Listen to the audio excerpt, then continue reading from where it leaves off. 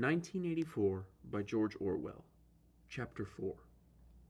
With the deep, unconscious sigh which not even the nearness of the telescreen could prevent him from uttering when his day's work started, Winston pulled the speakwrite towards him, blew the dust from its mouthpiece, and put on his spectacles. Then he unrolled and clipped together 4 small cylinders of paper which had already flopped out the pneumatic tube on the right-hand side of his desk. In the walls of the cubicle there were 3 orifices. To the right of the speakwrite, a small pneumatic tube for written messages, to the left a larger one for newspapers, and in the side wall, within easy reach of Winston's arm, a large oblong slit protected by a wire grating. This last was for the disposal of waste paper. Similar slits existed in thousands or tens of thousands throughout the building, not only in every room, but at short intervals in every corridor. For some reason, they were nicknamed memory holes. When one knew that any document was due for destruction, or even when one saw a scrap of waste paper lying about, it was an automatic action to lift the flap of the nearest memory hole and drop it in, whereupon it would be whirled away on a current of warm air to the enormous furnaces which were hidden somewhere in the recesses of the building. Winston examined the 4 slips of paper which he had unrolled. Each contained a message of only 1 or 2 lines in the abbreviated jargon, not actually newspeak, but consisting largely of newspeak words, which was used in the ministry for internal purposes. They ran, Times 17384 BB speech malreported Africa rectify. Times 191283 forecasts 3 YP 4th quarter 83 misprints verify current issue. Times 14284 Miniplenty malquoted chocolate rectify. Times 31283 reporting BB day order double plus ungood refs unpersons rewrite fullwise upsub anti-filing. With a faint feeling of satisfaction, Winston laid the 4th message aside. It was an intricate and responsible job and had better be dealt with last. The other 3 were routine matters, though the second one would probably mean some tedious wading through lists of figures. Winston dialed back numbers on the telescreen and called for the appropriate issue of the Times, which slid out of the pneumatic tube after only a few minutes' delay. The messages he had received referred to articles or news items which for one reason or another it was thought necessary to alter or, as the official phrase had it, to rectify. For example, it appeared from the Times in the 17th of March that Big Brother, in his speech of the previous day, had predicted that the South Indian Front would remain quiet, but that a Eurasian offensive would shortly be launched in North Africa. As it happened, the Eurasian Higher Command had launched its offensive in South India and left North Africa alone. It was therefore necessary to rewrite a paragraph of Big Brother's speech, in such a way as to make him predict the thing that had actually happened. Or again, the Times of the 19th of December had published the official forecasts of the output of various classes of consumption goods in the 4th quarter of 1983, which was also the 6th quarter of the 9th 3-year plan. Today's issue contained a statement of the actual output, from which it appeared that the forecasts were in every instance grossly wrong. Winston's job was to rectify the original figures by making them agree with the later ones. As for the 3rd message, it referred to a very simple error which could be set right in a couple of minutes. As short a time ago as February, the Ministry of Plenty had issued a promise, a categorical pledge were the official words, that there would be no reduction of the chocolate ration during 1984. Actually, as Winston was aware, the chocolate ration was to be reduced from 30 grams to 20 at the end of the present week. All that was needed was to substitute for the original promise a warning that it would probably be necessary to reduce the ration at some time in April. As soon as Winston had dealt with each of the messages, he clipped his speak-written corrections to the appropriate copy of the Times and pushed them into the pneumatic tube. Then, with a movement which was as nearly as possible unconscious, he crumpled up the original message and any notes that he himself had made, and dropped them into the memory hole to be devoured by the flames. What happened in the unseen labyrinth to which the pneumatic tubes led, he did not know in detail, but he did know in general terms. As soon as all the corrections which happened to be necessary in any particular number of the Times had been assembled and collated, that number would be reprinted, the original copy destroyed, and the corrected copy placed on the files in its stead. This process of continuous alteration was applied not only to newspapers but to books, periodicals, pamphlets, posters, leaflets, films, soundtracks, cartoons, photographs, to every kind of literature or documentation which might conceivably hold any political or ideological significance. Day by day, and almost minute by minute, the past was brought up to date. In this way, every prediction made by the party could be shown by documentary evidence to have been correct, nor was any item of news or any expression of opinion which conflicted with the needs of the moment ever allowed to remain on record. All history was a palimpsest, scraped clean and reinscribed exactly as often as was necessary. In no case would it have been possible, once the deed was done, to prove that any falsification had taken place.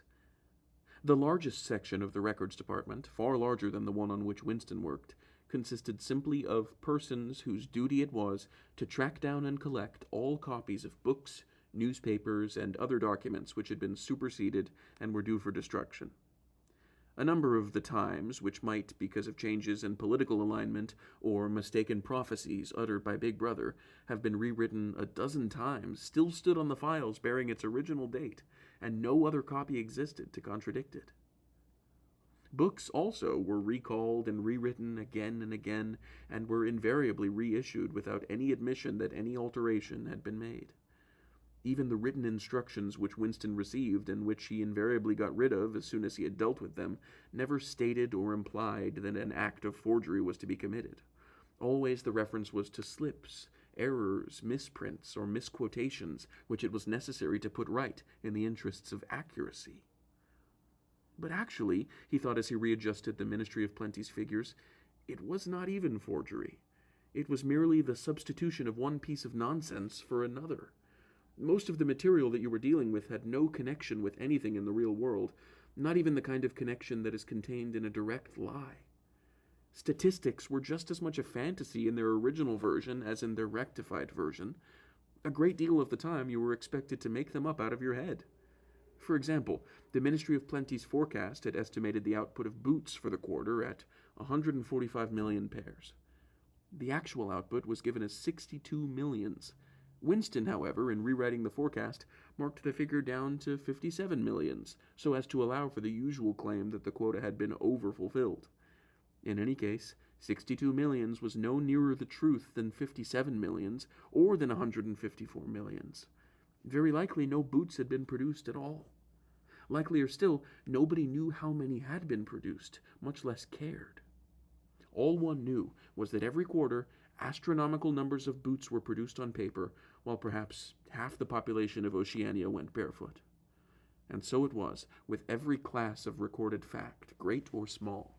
Everything faded away into a shadow world in which, finally, even the date of the year had become uncertain. Winston glanced across the hall. In the corresponding cubicle on the other side, a small, precise-looking, dark-chinned man named Tillotson was working steadily away, with a folded newspaper on his knee and his mouth very close to the mouthpiece of the speakwrite. He had the air of trying to keep what he was saying a secret between himself and the telescreen. He looked up, and his spectacles darted a hostile flash in Winston's direction. Winston hardly knew Tillotson, and had no idea what work he was employed on. People in the records department did not readily talk about their jobs. In the long, windowless hall, with its double row of cubicles, and its endless rustle of papers and hum of voices murmuring into speakwrites, there were quite a dozen people whom Winston did not even know by name, though he daily saw them hurrying to and fro in the corridors or gesticulating in the 2 minutes hate. He knew that in the cubicle next to him, the little woman with sandy hair toiled day in and day out simply at tracking down and deleting from the press the names of people who had been vaporized and were therefore considered never to have existed. There was a certain fitness in this, since her own husband had been vaporized a couple of years earlier. And a few cubicles away, a mild, ineffectual, dreamly creature named Ampleforth, with very hairy ears and a surprising talent for juggling with rhymes and meters, was engaged in producing garbled versions, definitive texts they were called, of poems which had become ideologically offensive, but which for one reason or another were to be retained in the anthologies. And this hall, with its 50 workers or thereabouts, was only one subsection, a single cell, as it were, in the huge complexity of the records department. Beyond, above, below were other swarms of workers engaged in an unimaginable multitude of jobs. There were the huge printing shops with their sub-editors, their typography experts, and their elaborately equipped studios for the faking of photographs. There was the teleprogram section with its engineers, its producers, and its team of actors specially chosen for their skill in imitating voices. There were the armies of reference clerks whose job was simply to draw up lists of books and periodicals which were due for recall.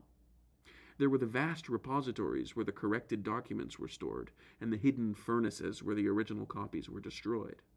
And somewhere or other, quite anonymous, there were the directing brains who coordinated the whole effort and laid down the lines of policy which made it necessary that this fragment of the past should be preserved, that one falsified, and the other one rubbed out of existence. And the records department, after all, was itself only a single branch of the Ministry of Truth, whose primary job was not to reconstruct the past, but to supply the citizens of Oceania with newspapers, films, textbooks, telescreen programs, plays, novels, with every conceivable kind of information, instruction, or entertainment, from a statute to a slogan, from a lyric poem to a biological treatise, and from a child's spelling book to a Newspeak dictionary. And the ministry had not only to supply the multifarious needs of the party, but also to repeat the whole operation at a lower level for the benefit of the proletariat. There was a whole chain of separate departments dealing with proletarian literature, music, drama, and entertainment generally. Here were produced rubbishy newspapers containing almost nothing except sport, crime, and astrology, sensational 5-cent novelettes, films oozing with sex, and sentimental songs which were composed entirely by mechanical means on a special kind of kaleidoscope known as a versificator. There was even a whole subsection, pornosec it was called in Newspeak, engaged in producing the lowest kind of pornography, which was sent out in sealed packets, and which no party member, other than those who worked on it, was permitted to look at. 3 messages had slid out of the pneumatic tube while Winston was working, but they were simple matters, and he had disposed of them before the 2-minute hate interrupted him. When the hate was over, he returned to his cubicle, took the Newspeak dictionary from the shelf, pushed the speakwrite to one side, cleaned his spectacles, and settled down to his main job of the morning. Winston's greatest pleasure in life was in his work. Most of it was a tedious routine, but included in it there were also jobs so difficult and intricate that you could lose yourself in them as in the depths of a mathematical problem, delicate pieces of forgery in which you had nothing to guide you except your knowledge of the principles of Ingsoc and your estimate of what the party wanted you to say. Winston was good at this kind of thing. On occasion, he had even been entrusted with the rectification of the Times' leading articles, which were written entirely in Newspeak. He unrolled the message that he had set aside earlier. It ran, Times 312-83, reporting BB day order double plus ungood, refs unpersons, rewrite full wise, upsub antifiling. In Old Speak, or Standard English, this might be rendered, the reporting of Big Brother's order for the day in the Times of December 3rd, 1983, is extremely unsatisfactory and makes references to non-existent persons. Rewrite it in full and submit your draft to higher authority before filing. Winston read through the offending article. Big Brother's order for the day, it seemed, had been chiefly devoted to praising the work of an organization known as FFCC, which supplied cigarettes and other comforts to the sailors in the floating fortresses. A certain Comrade Withers, a prominent member of the inner party, had been singled out for special mention and awarded a decoration, the Order of Conspicuous Merit, 2nd class. 3 months later, the FFCC had suddenly been dissolved, with no reasons given. One could assume that Withers and his associates were now in disgrace, but there had been no report of the matter in the press or on the telescreen. That was to be expected, since it was unusual for political offenders to be put on trial or even publicly denounced. The great purges, involving thousands of people with public trials of traitors and thought criminals who made abject confession of their crimes and were afterwards executed, were special showpieces not occurring oftener than once in a couple of years. More commonly, people who had incurred the displeasure of the party simply disappeared and were never heard of again. One never had the smallest clue as to what had happened to them. In some cases, they might not even be dead. Perhaps 30 people personally known to Winston, not counting his parents, had disappeared at one time or another. Winston stroked his nose gently with a paperclip. In the cubicle across the way, Comrade Tillotson was still crouching secretively over his speakwrite. He raised his head for a moment. Again, the hostile spectacle flash.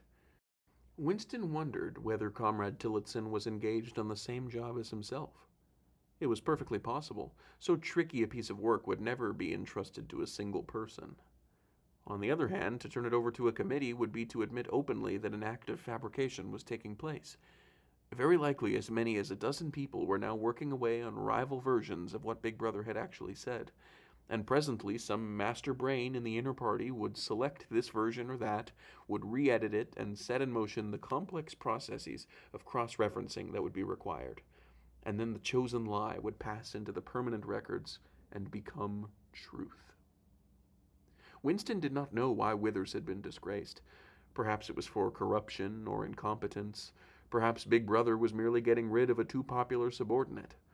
Perhaps Withers or someone close to him had been suspected of heretical tendencies.